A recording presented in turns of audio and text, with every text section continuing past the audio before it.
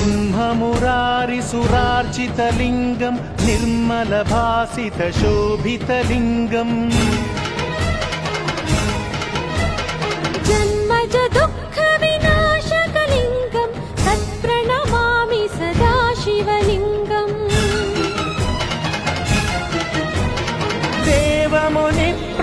देवमुनिप्रवरार्चितलिङ्गं कामदहनकरुणाकरलिङ्गम् रावणदर्पविनाशकलिङ्गं तत्प्रणमामि सदा शिवलिङ्गम्